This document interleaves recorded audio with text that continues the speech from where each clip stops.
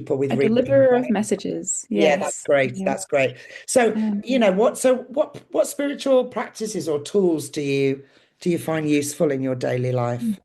I was guided to take a shamanic course. So I started that right around the time someone wanted to take over the goddess groups, and I was very willing to let that go because I could sense that something else was coming in. So I made space, and I ended up taking a shamanic course over several years. And we had drum journeys, we had sweat lodges, and I think just, yeah, learning about the wheel of life and being able to travel into the space between here and the spirit world.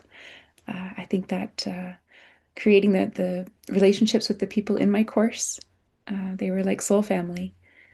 So yeah, the drum journeys really provided a way to connect with so many different past lives and understanding my purpose.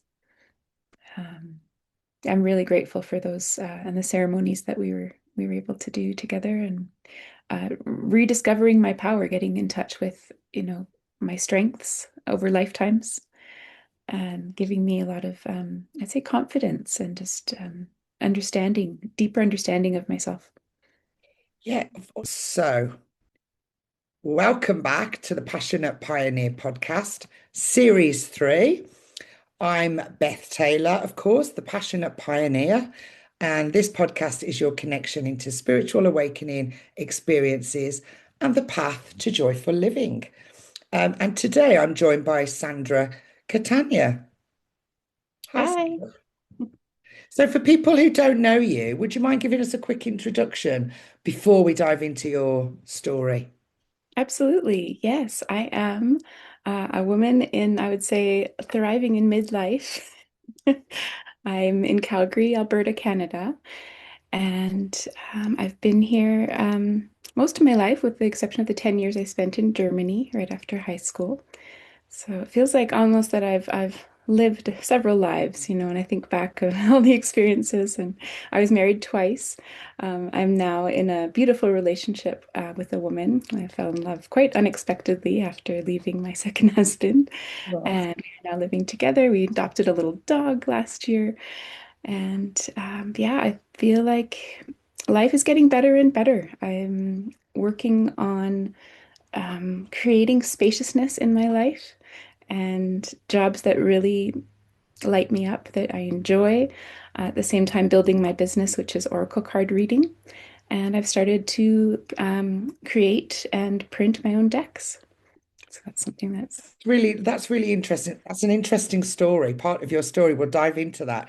But the Mm. oracle cards. Now, I read oracle cards too, Sandra. Sometimes I don't do it all the time with clients, but sometimes it's necessary just to pull a few cards.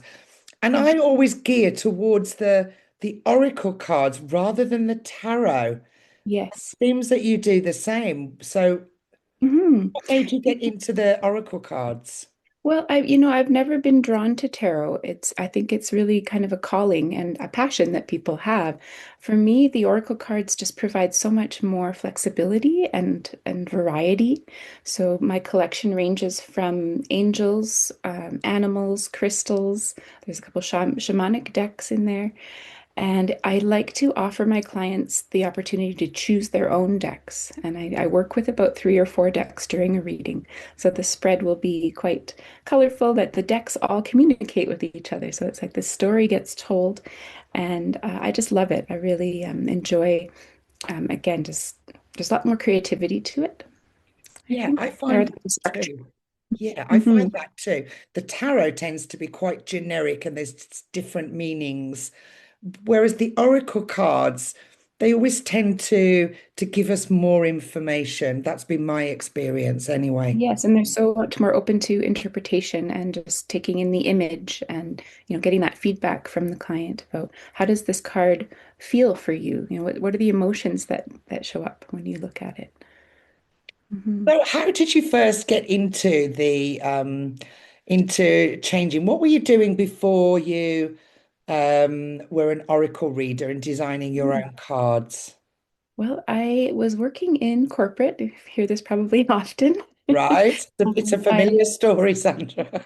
And I was working with, I became pregnant. And so I feel like the bigger my belly grew behind my desk, the less interest I had in the corporate world. And I was growing a life. And when I went on maternity leave, we get a whole year here in Canada. I was pursuing a holistic reflexology certification. So by the time my daughter turned one and I wasn't ready to go back to the business world. I was not interested anymore. I was more interested in holistic healing.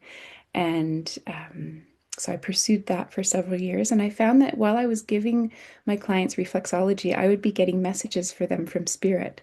And it took a little while to trust those messages and to know they weren't for me. So, it was my job to deliver them with consent, of course. And then I ended up after about a decade injuring my thumb, and I wasn't able to continue doing the reflexology, but I thought, well, I could still offer this as a modality on its own. And so I started doing that instead.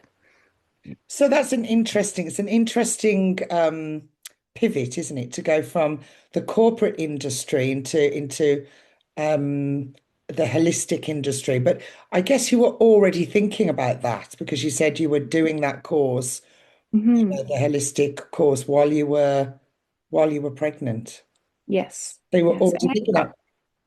I've always been interested in spirituality. I think I've got my mom to thank for that. She would take me to um, personal growth seminars and the Center for Spiritual Living, which is based on global new thought.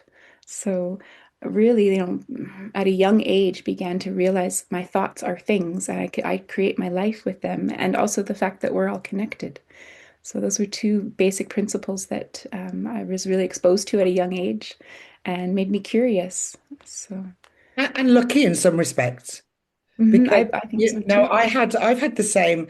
I didn't have the parents. My parents were definitely not into the woo at all. Mhm. And so I didn't have that background. So Mhm. I found it, although I did have it in my younger life, and then kind of suppressed it. It was too woo Mhm. for everybody. Right. And I think you had a similar experience, but you were lucky that you had that guiding light Yes. Yes. And she's still guiding me from beyond, from she's still with beyond. me. Yes. Right, interesting. And what were you doing in the corporate industry, just out of interest? Hmm. Well, I had moved to Germany after high school and I worked a bunch of different jobs there.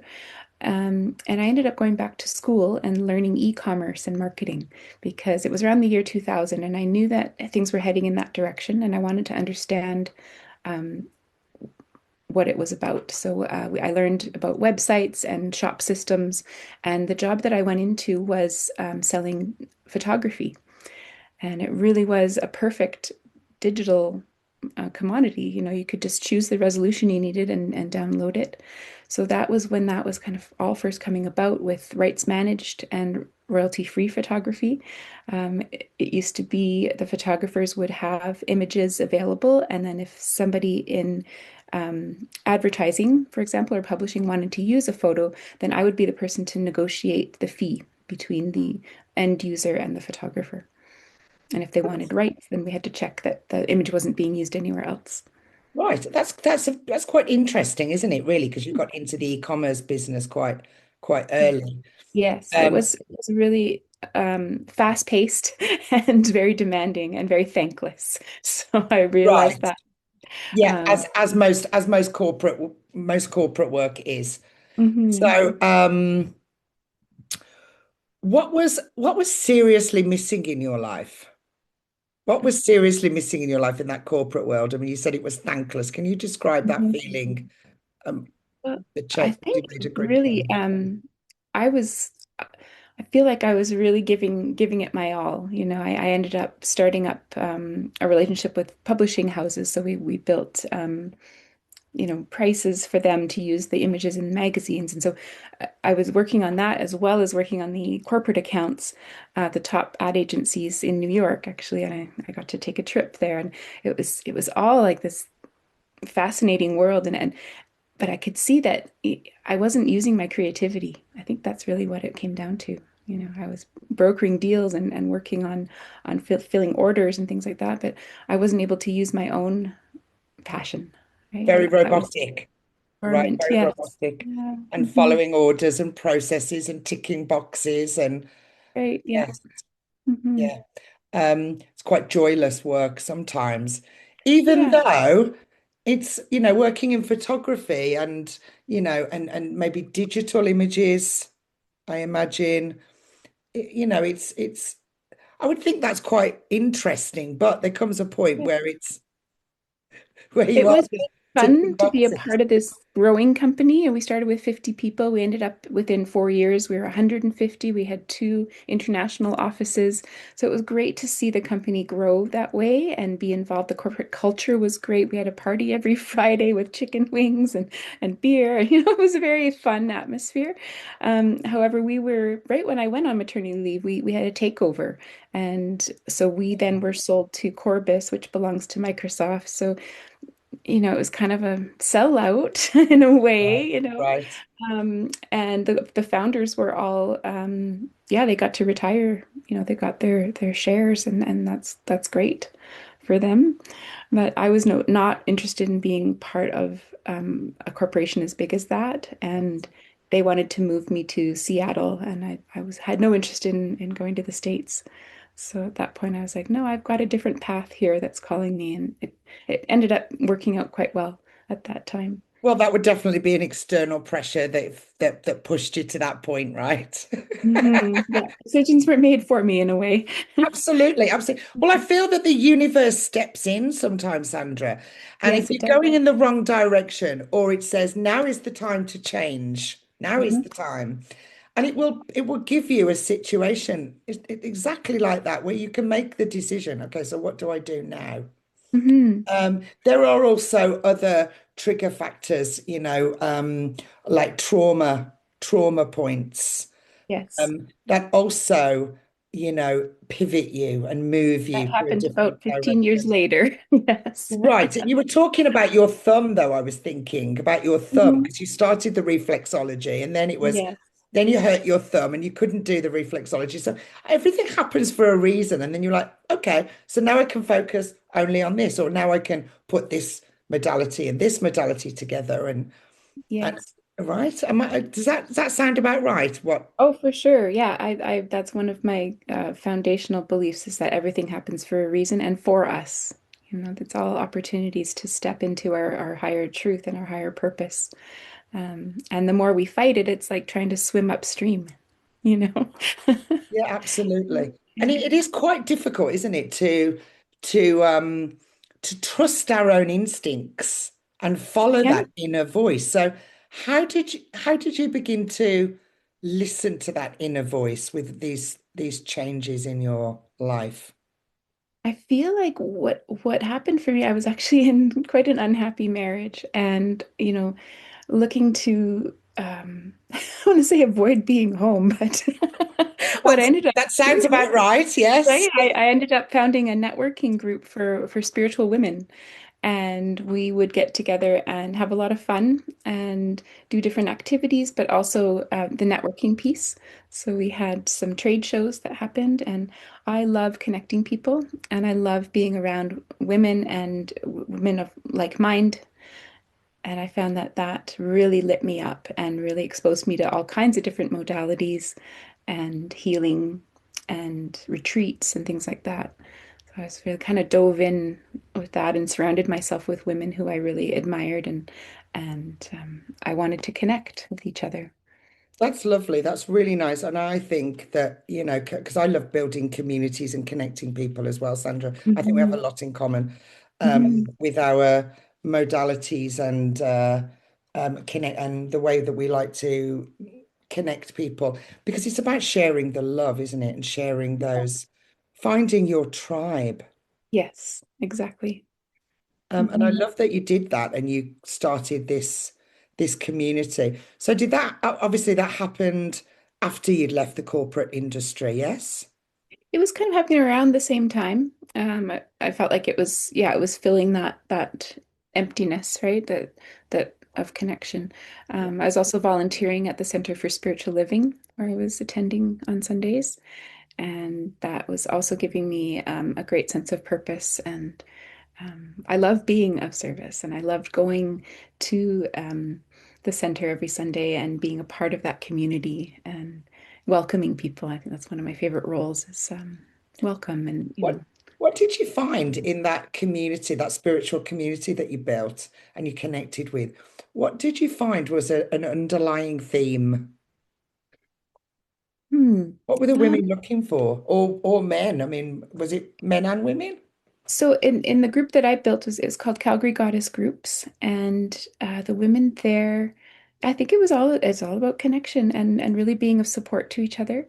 I had another business well after I had babies, and I called it Goddess Mummies, Oh, and that that's was nice. I saw really a lack of connection and support for young mums. So we would get together and I would host the play groups and we would learn, bring experts in. So we'd learn how to make baby food and wear our babies and all kinds of different baby yoga, you name it. And we kind of dove into it. I feel like like you're saying before, like this, there's a mainstream way and I deviate from that path as often as I can. So I think there's just so many better ways and holistic ways and natural. We don't have to believe everything that they say in that something. Main, There's a mainstream yeah, it's like context, this isn't it? pregnancy book said, oh, you're going to Yeah. feel sick and you're going to do this and you're going to do that. And I'm like, Yeah. do I have to? Yeah, that's not for everybody, is it? No. Everybody, literally body, every person, everybody has a different experience. Exactly. But a lot of people just turn to what's popular and what's common and it's just you got to dig a little bit deeper, I think. And I think in pregnancy is that point in your life where you go, oh, I'm making a life and how am I going to nurture this child in the best way I can? And I began to really explore chemicals in the home and fragrances and things like that and made a lot of changes around that time. I had my first baby. Right. And I love the baby yoga. Hmm. Yeah. That's interesting. And I see that there in some countries, in the children, when they're in school, I think the Western world could learn a lot. But in the schools, they all do like a little mindful meditation practice before the day starts. They do it together and let them Fantastic. connect with each other and they congratulate each other, the children. So, Hmm. they start the day off with well-meaning and well-being. They're hugging Yeah. each other and saying, well done and have a great day and Hmm. and setting their mind right. And I think maybe if we can start with, Hmm. babies and children. That's what we missed out on, Sandra, right? Yeah. We were the mainstream kids, right? Right. You have to Yeah. follow the book and you have to follow the rules. Yeah, and that's something that I really paid attention to bringing my kids up is that sense of adventure and spontaneity and how about we tried this and like one of our best adventures was house sitting a farm and we got to look after animals and collect eggs and it's something that they'd never done before. Yeah, Hmm. that is exploring. Yeah, And I and seeing think where the food comes from, that's another thing, right? that's Yeah. really important, isn't it? Um, and I think most children, they live in concrete jungles, they live in the city, and they're disconnected from nature Hmm. and where their food comes from. That's right. Yeah. Um, and all those things that where you feel better if you walk in nature. Really? Yes, you feel better when you walk in Yes. nature. Oh Why yeah, is we're that? so lucky here. We have got the mountains about an hour away, so we just, can be out there very quickly and oh, that fresh air and there's nothing like it. Just immersing yourself in it. It's great. Oh, I know. I live in the mountains, so I know. Perfect. I immersed myself completely. Yes. Not for everybody, but that's what I needed for me. Yes. Yeah, we were heading there next year, actually. We're going to be moving to Canmore, which is yeah, beautiful in the Rocky In the Mountains. mountains. Hmm. Hmm. See, I tell you that I can't tell you how amazing it feels to have no noise pollution, traffic pollution, light pollution. Yeah. and to listen to the birds outside and the different Oh, it's animals. beautiful. Yeah. It's just incredible. Mhm. It still blows my mind. I've been here 5 years and I look out my window and I look at my view. I look at the sunrises and I look at the watch the sunsets and I, listen to animals. I see the whole changing of the seasons, Mhm. right? Yeah. And it's just it literally I never get bored ever. Mhm. And it's also really great for stress. And Yeah, our bodies know when they feel good and when they're in an environment that where they can really rest and relax and recharge, right? yeah, absolutely. So obviously the journey isn't easy, and I understand that to go from the corporate world, which I Hmm. know all too well, into doing something completely different or holistic. And also, as you said, not to follow the mainstream context. Hmm. So, what was the hardest part for you? What were the challenges that you had to overcome on some of part of this journey? Well, I think it was more about when once I started doing the reflexology and getting the messages for people, trusting in those that I was meant to deliver them. I think that there's definitely a witch wound that is in me, for previous generations or previous lifetimes. I was persecuted for these things. It wasn't safe to be woo. So there was a process of really feeling into that and knowing I'm safe, and that I think it was the feedback from my clients. They would say, that is exactly what I needed to hear. Thank you. And every once in a while, I do get a connection with a spirit who's crossed over, and I'm able to deliver a message like that. And that is so much more valuable than the fear of being judged. And I know that the right people find me for their readings, and trusting in that. Yes, it definitely is. It's the trusting process, isn't it? And it's, letting go of all the conditions and understanding and trusting ourselves that if we hear that information, sometimes in the left ear, sometimes it's in the right. I'm not sure for Mm-hmm. different people. Mine comes through the left ear, the information I get. Some people it's the right. Some people feel it. Some people see colors. Some people, we're all different modalities and different ways of being the clairs, I suppose, isn't it? The clairs. Yes, yes. Hmm. Um, and for people that are listening, that's clairaudience, clairsentience, clair. What's the other Buoyant. one? Voyant, clairvoyant. Thank you. Hmm. And that's people that can see colors and auras, people that hear things like I do. Hmm. Um, and obviously you do too, Sandra. Hmm. You hear clear messages. Um, and that is a challenge in itself because when you start hearing messages, it's like, well, who said that? Is that me? Is that my imagination? Who's speaking to me? I And get songs a lot. Songs play in my head. I And do so too. I was taught recently to say, well, who is this? Yeah. Where is this And coming do from? you ask? You ask questions. Yes, when you get a Hmm. song or a message, do you ask, who is this? Hmm. Yeah, I don't always get answers, but sometimes if I go into the lyrics of the song, then I'm like, okay, then I kind of understand better. Yeah. It's for me, there's a song. There's a new song actually. My father has got because I lost my father 11 years ago. He doesn't communicate very often, but Hmm. um he there's a song that came through about a year ago, and I'm like, oh, that's my dad. But there's a song that always comes through my grandmother, and I've got a really had a great relationship with her when she was alive. And the minute she passed over, we started talking like she hadn't left, really. Hmm. It's Yeah, the quite, relationship continues. I think a lot of people don't understand that piece, is that it's yeah, just because they're on the other side doesn't mean that, yeah, you can still communicate, you can still feel. And yeah. So when I hear a song and song that she always used to play, and she was a piano teacher, Mhm. and I always know it's her. So do you have any particular pieces of music? Are they from family members or are they Actually, from? it's my guardian angel. So it was someone that I knew in real life, and we loved each other very deeply. He passed away when I was 17 and he was 19.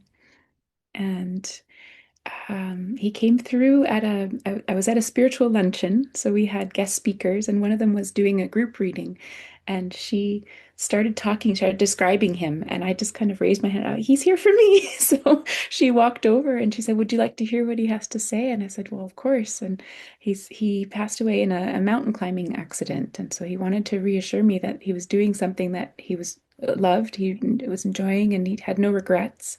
And he had been my guardian angel ever since. And we had a special song, and it does play when I'm having super challenging times. It'll just show up somewhere. I was at a restaurant the other day, and it was a different version of the song, but it was, and I just, oh, I could feel him there and That's amazing. support, and it's amazing. Yeah. It's amazing. You Yeah. see, that's the letting go and trusting, isn't it? And Mhm. just saying, Mhm. okay, I understand that, I'm not alone. Because sometimes we Mhm. do feel very alone, even if we're surrounded by friends and family. Most women I speak to feel alone, like they're doing everything alone.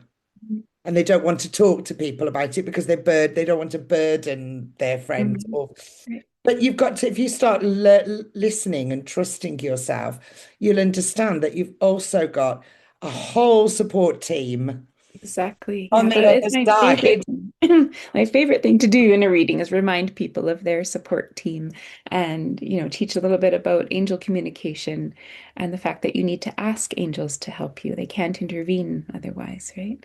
That they're always available, they're always standing by, and it's their sole purpose to help you and support you, encourage. Hi, I just wanted to pop on here just to say thank you so much for being here, watching this video and supporting my channel. It is my honor to bring you these stories from these incredible women who are passionate about their lives and have alchemized their spiritual awakening journeys from service to self to service to others. If you would like to be part of my Passionista community, just grab a free copy of my workbook, which you'll find a link below. It's called Your Passionista Journey Starts Here. And start making those small changes to your life that you need right now. Thank you again for being here. Love you to subscribe and hit the notification button so that you know when all the new weekly episodes are live. Thanks again, Passionista. Much love and joy. Now let's get back to the interview. So what spiritual practices or tools do you find most helpful or during this transformation of going from corporate world to now Mhm. being a coach and a reader? Maybe not a coach, no, maybe a teacher and a teacher Coach and in a loose sense of the in a word. loose, more of a Yeah, teacher and a guide for people with a reading. deliverer of messages. Yeah, that's Yes. great. Yeah. That's great. So, Um, what spiritual practices or tools do you find useful in your daily life? I was guided to take a shamanic course. So I started that right around the time someone wanted to take over the goddess groups, and I was very willing to let that go because I could sense that something else was coming in. So I made space, and I ended up taking a shamanic course over several years. And we had drum journeys, we had sweat lodges, and I think just, yeah, learning about the wheel of life and being able to travel into the space between here and the spirit world. I think that creating the relationships with the people in my course, they were like soul family. So yeah, the drum journeys really provided a way to connect with so many different past lives and understanding my purpose. Um, I'm really grateful for those and the ceremonies that we were able to do together, and rediscovering my power, getting in touch with, my strengths over lifetimes and giving me a lot of, I'd say, confidence and just understanding, deeper understanding of myself. Yeah, it's always fascinated me, the shamanic journey. Because of course, indigenous tribes always had a shamanic leader, Mhm. go-to spiritual person. We've kind of like lost that, haven't we, in this in this side of the world. Mhm. Um, but I do notice that there are more and more shamanic healers Mhm. being trained, and the ceremonies and the information they give Mhm. is quite fascinating. It's always fascinated me, but it's something I've never looked at. Mhm. Um, It called me. It was actually right yeah, when I started as a reflexologist. There was a poster with a picture of my teacher. And I looked at that. I said, I know I'm going to be taking that course one day. And it took me 15 years, but I ended up being taught by that same woman. And I'm so grateful that I trusted that. And at the time I was leaving my marriage and my financial situation was very unsteady. I thought I'm going to find a way. I need to be part of this class. So I'm really, really grateful. And I think I would always consider myself a student. I think there's so much to learn and so much to absorb. Um, and so, yeah, I don't truly agree with people calling themselves healers. I think we help people find the healing within. When people come to me for a reading, I say, I can't tell your future. That is up to you. But what we're going to do is uncover the obstacles, the way that you've been in your own way to your higher purpose, and come up with some action steps. Um, but that's more the process for me. yeah. Well, I think that's great to be, a guiding light, really, because I think a lot of women need that. Mhm. um, especially when they are looking at changing their life or moving out of the corporate world, or they're having, relationship problems, might be with a partner, might be with a friend or a boss at work, but I think that we're guiding lights, and I think that that's a much better word than healer, because I think that we all have the power to heal ourselves. Absolutely. Yeah. If we're willing and ready, and then that's something I really commend people for coming for a reading. They're curious, they're open, and they're quite frankly fed up. Their life is not working for them Yeah. and they don't know why. So I listen to conscious language. I really I can identify when people are telling stories. They're in their own way, and I call them out on it. And that's taken a while too to trust myself to just be so blunt to say, well, that sounds like you've made a decision around that. How Right. about no? Yeah, how about we reframe that and yeah. Exactly. Yeah. Yeah. And the whole concept of alternate realities and the fact that you can step into any one of those at any time. You just need to align with how you're feeling in that particular timeline. And It's I think, available. yeah, and I think I absolutely agree with you, Sandra. And I think that, if we, as soon as somebody asks for help and they've reached that point, they've reached a point. There's no return, really. Mhm. Something has to change, Exactly. Yeah. right? And I think it's very brave and courageous when when somebody actually says, okay, right, that's it. Hmm. I've finished. The boundaries are in. I can't That's do it. any more of this. That's I need right. to change. And in itself is a big step. Absolutely. Yeah. And I don't think I could teach it if I wasn't there myself several times. Right, Yeah. right. Just having to yeah, find tools, find resources and modalities that help me put me back together. Hmm. Absolutely. And I think that's really important because you're coming from a place where you've done that several Hmm. times. Yes, So I've you been there. understand that, right? You understand. So you've got the empathy. Absolutely. Yeah. Yeah, very good. Hmm. So we're talking about these relationships. So let's have let me ask the question about how your relationships, your daily life and your overall well-being changed since Hmm. you had this awakening and you've moved into these Yeah. modalities. It was definitely a process, but what ultimately happened is I stopped people pleasing. I identified my core wound, my core abandonment wound, and the way that I was brought up in my family I was the peacekeeper and I was really just trying to put out the fires and I had to be a certain way in order to get love. And that was what I believed. And so I thought, well, I have to be nice, I have to be kind, I have to give and overgive in order to receive, for that reciprocation piece. Until I realized I really wasn't being authentic. That's what it came down to. I had a lot of false positivity going on. My mom, bless her heart, she was very much about be happy and write your gratitude list and, not really allowing me to feel my feelings. And that's something that she apologized for actually. One day I went to visit and she had dementia at the end. But one day I walked in to her home and she was having such a clear, clear afternoon. And she said, "Sit down, I need to talk to you." And so, of course, I did. And she said, I've been thinking about this for days. I've been crying about it. I have to apologize that I didn't let you feel your feelings Right. when you were a child. And that was something that I was actually currently working on with my therapist. And I thought, wow, it makes sense. We're in this, we're connected, we feel each other, right? Yeah, I think And it's gonna.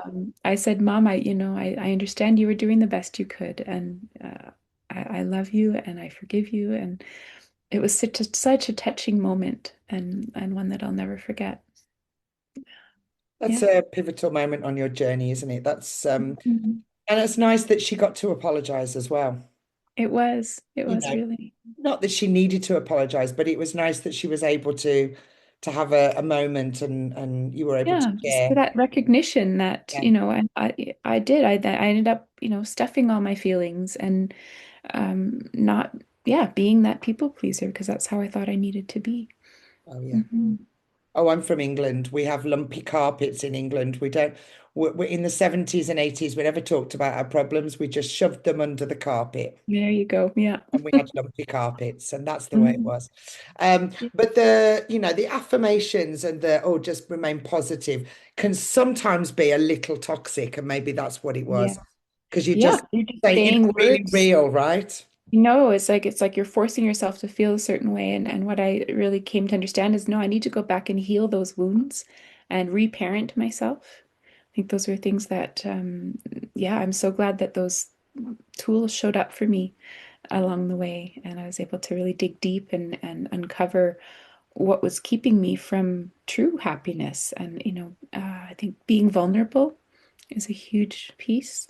I was listening to Brene Brown the other day about just the power of that and recognizing my sensitivity being a superpower.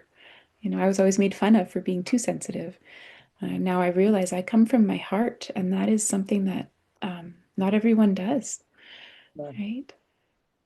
Yeah, I hear a lot of I watch a lot of listen to a lot of podcasts, and I hear a lot of people talking now about heart coherence and listening, going into your heart and Mm. um, you know, living your life from the heart space, which is being sensitive. Mhm. And I Yeah. think that's very difficult for most people to do because they go, go, go, go, go, go, go. Yep. And we're not They are. human Yeah, they're in doing fight or flight all the time, right? all the time, right? They Coming from never fear. get It's like either tapped. fear or love. You can't have both. Yeah, yeah. And they never deal with how they actually feel. Hmm. So tell me then, how have your relationships changed? Because Hmm. I noticed that you said that now you're in a very happy relationship. You had two other relationships where you've got Hmm. beautiful children, Mm. but the relationship wasn't, it obviously wasn't working. And obviously this No, they journey has were helped you. right. So the men, I feel like it started with my dad, and then I chose emotionally unavailable men because that was the frequency. That was just what I was used to. So these men, and I feel for them. I have a lot of compassion for they haven't been taught how to express their feelings, right? They haven't been taught how to communicate properly. Um, so yes, everything happens for a reason. Coming back to that, all of relationships are here to teach us and to learn from and to grow. And yeah, that definitely, when I found someone who could meet me where I was at emotionally, and we could go back and talk about our childhood and the trauma that happened to us. And at first, yeah, there was a lot of commiseration, but then we challenged each other on things to show up and to grow from that perspective, right? It's like, how do I want to show up? How do I want my partner to be? And that reciprocation. So definitely a lot more intention and focus on. Lately, it's just been like, how can life teach us in a fun and playful way? Right? Like we're done with all the trauma. We're done with suffering. That's an option. So how about we're choosing differently and we're deciding what kind of life we want to have, which is Yeah, it's it so is. expansive. People think that, suffering is part of life, but it isn't. It's something that we choose, Mhm. right? Yeah. Yeah. So, what does a joyful life look like for you today, Sandra? Yes, well, flexibility. I've found different odd jobs that just work with along with the readings that I give, and a partner who shows up for me and is willing to help and support. Yesterday we're working on my QuickBooks spreadsheet, working out at the gym, taking care of my physical body, and we've got a sauna at our gym, so we can do the sauna a few times a week. This move to the mountains next year is going to be just such a blessing that we have a place to be there. And yeah, there's just spaciousness and intention. And how do we want to spend our summer? We have a beautiful camping spot, and we were mentioning the birds earlier, and we can just sit and listen to all these beautiful birds and watch the wind through the trees. And it's simplified. It's really gotten a lot more like, what do I feel like doing, and how is this going to enhance my day? Right? There's no stress and rush and worry, I want to say, is just kind of Yeah, all taken the back seat. It's all fading away. yeah. Flexibility, Mhm. freedom, Hmm. choice, Yes, and joy, and right? joy. Where's the joy? Yeah. Hmm. So, would you say that you believed every woman has a purpose and unique gifts? Absolutely. Everybody does. Yeah. Women and men. Yeah. And how do you help the other women to rediscover their gifts and align with their missions? Because I'm interested in this shamanic route that you've got blended with Mhm. the oracle card. So how do you do that? How do you help Mhm. these women? Well, I feel like it's different for every woman, and because everyone's at a different stage in their journey.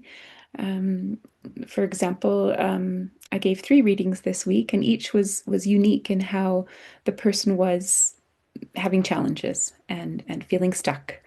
And so for one, it was about procrastination. So we talked about reframing that, right?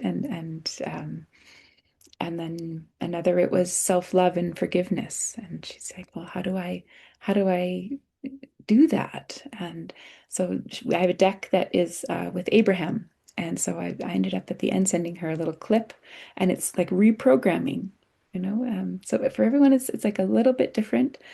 A lot of it comes down to boundaries. Where are your boundaries being overstepped? Where's your self-care? That's actually my second deck is all about self-care. Yeah, And how can you make yourself a priority and get rid of the guilt around that? Because if your cup isn't full, like you need to be giving from your overflow, right? So how do we fill your cup? yeah, yeah. So Yeah, a lot of it's important. little habits, really, just and being able to say no. Yeah, No is a complete sentence. yeah. No, it's a complete sentence, right? Exactly. But yeah, the filling your own cup. I mean, and we could say the self-care is, oh, it's they romanticize it, don't we, to self-care. Oh, it's Mm, taking a hot bath, it's doing this, it's doing that. And people just say, women say to me, I don't have time for that, Beth. I don't have time. I just said, well, you've got to look at your mm, schedule. You, hmm. everybody else is on your schedule. Where are you? Where Yes. are you on the schedule? What do you mean? So, where are you physically? Put your space on your calendar, on your schedule. I tell people that too. I say schedule a meeting with yourself, Yeah, yes, especially after reading. You have so much information. So I provide the cards and the descriptions from the book so that people take some time to integrate that piece, right? It's all fun to come for a reading, but what are you actually going to do with the information that's coming? That the insights and the shifts in perspective, and how do you actually embody those things? yeah, yeah. Hmm. You just talked about or you mentioned Abraham. Hmm. Which cards are those? Is that Oh, yeah, it's called, I can't remember the name of the Abraham? Is deck. that is that is that not Abraham Hicks cards? Hicks, yes. Yes, Abraham Hicks Esther cards. and Okay, Jerry. Esther and Jerry. Okay, because I've been Yes. following Esther and Jerry Abraham for many years. I'm sure that Mhm. sounds like you have too. I know Yeah. that's interesting. So it's an oracle deck that they It's an created. oracle deck that they produced. And so my client yesterday, she's like, I'm so drawn to that deck and those messages. And so on my way home, I just had this insight hit. Well, I think she needs to hear a clip, right? And so I went to YouTube and I found one about how am I going to find self-love? And that's exactly what the clip was about. So I sent it over and I listened to it myself as well. And wow, it's really, yeah, it's so powerful. Yeah.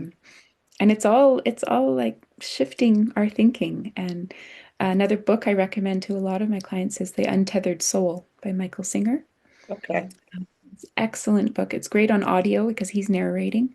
It's really understanding that we are not our thoughts. We are the observer. And when you can make that distinction and take a step back and see, wow, a lot of these thoughts are programming. They're society, they're what our family taught us. But what is actually what are my thoughts? And that can change your whole life.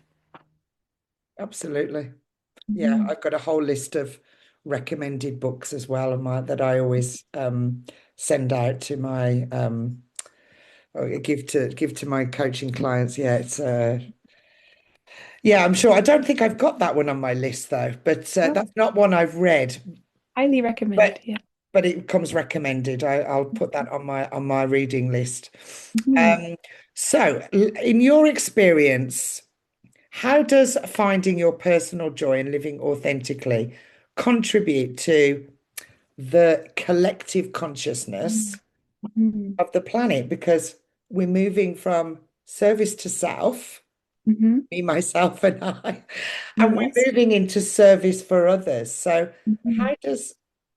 in your experience, how does that feel?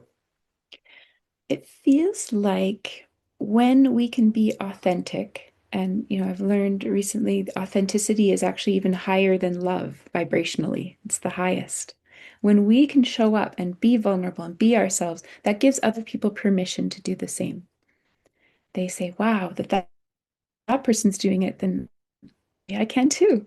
So it's being unapologetic about living my life the way I want to and finding joy and being different. I know I've always been different. I've always been the psychedelic sheep of the family, but really owning that and Owning and being embracing it. absolutely and owning my mistakes, with my kids. I think that's something that's transformed our relationship is I can say, hey, I really screwed up.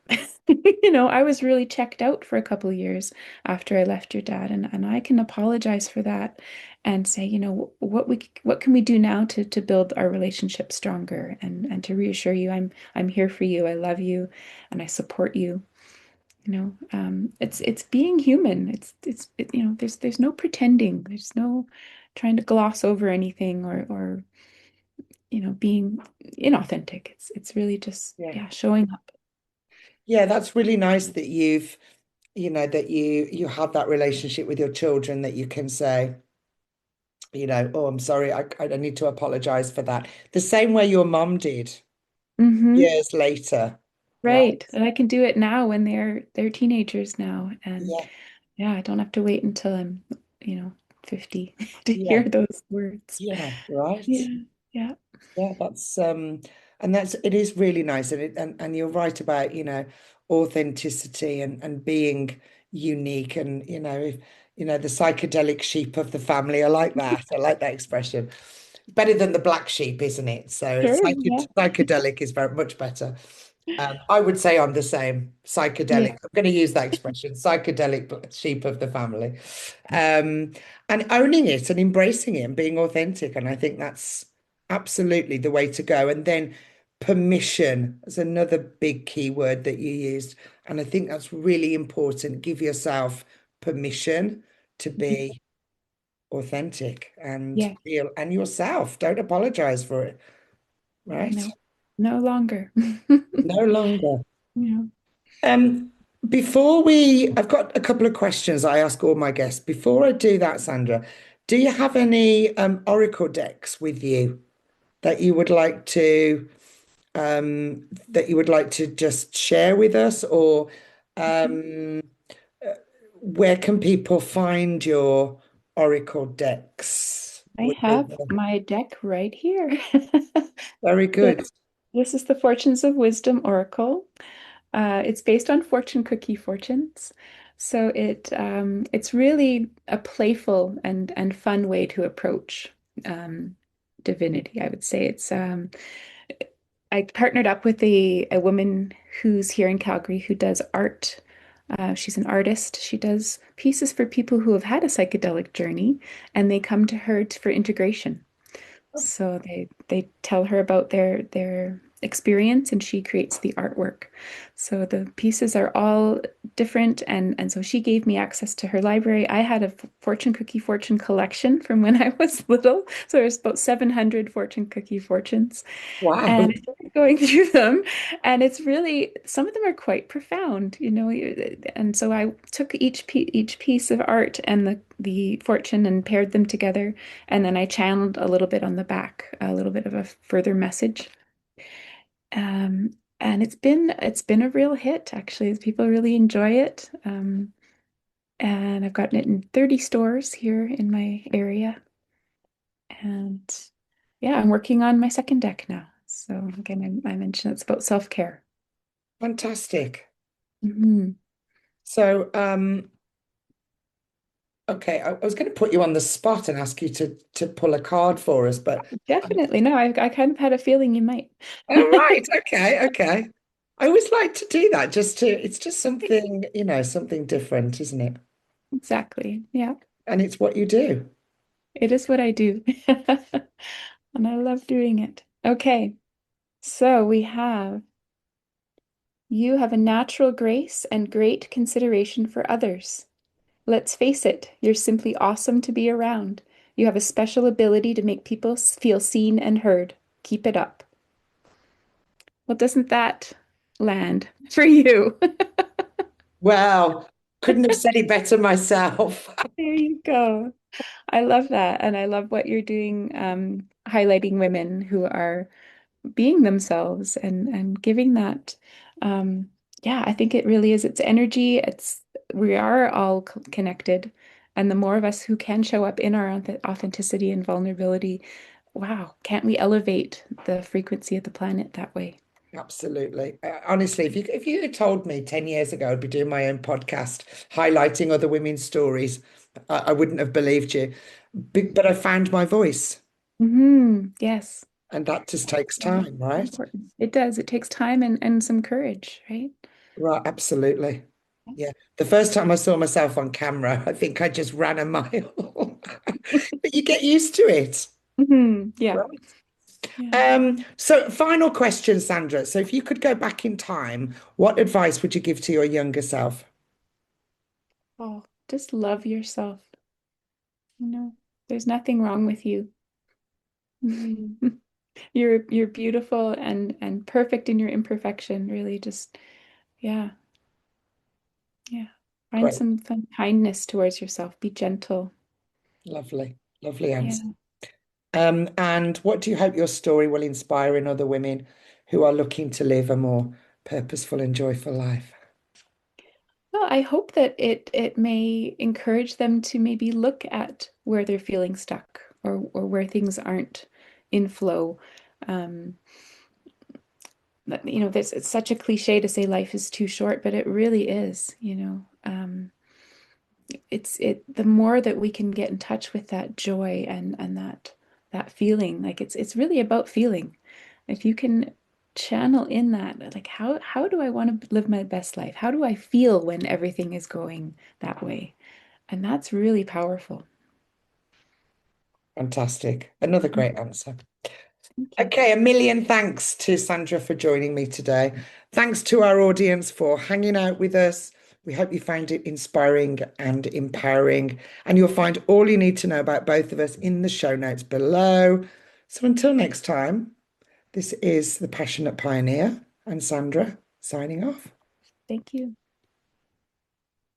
Wow, another powerful Passionista conversation. I hope that this guest's journey, experience, and story has inspired something deep within you. Remember, it's about following the joy moments in your life. It's a beautiful dance with the universe. If you would like to dive deeper into your joy journey with me, you will find all the links below this video, including a link to a free workbook that will help you to start your joy journey. And until next time, Passionista, I'll say goodbye. Much love and joy.